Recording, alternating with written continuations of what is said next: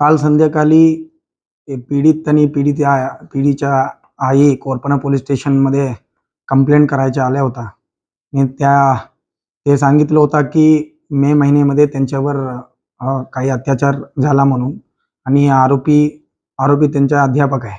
काही जे ट्यूशन घेत असताना संडे, काही रविवारी डेट सांगता येत नाही आता, आणि या रविवारीच्या दिवशी मे महिने में त्यांनी त्यांच्यावर बलात्कार केलेला आहे आणि त्यांना धमकी पण दिलेली आहे की बाहेर बोलू नका म्हणून, त्यांच्या आई वडिलांना बोलू नका म्हणून. तो त्यांच्या कंप्लेंट लगेच घेतलेल्या आहे आम्ही.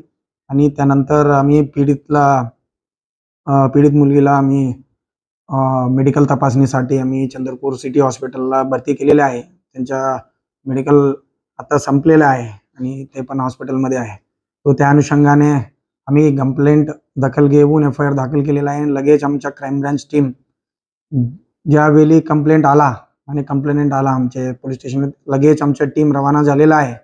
जे गोपनीय माहिती आणि तांत्रिक माहितीनुसार आम्ही रवाना केलेला आहे. आणि रात्री आम्ही अकोलामध्ये मेन आरोपी अमोल लोडे म्हणून अध्यापक आहे,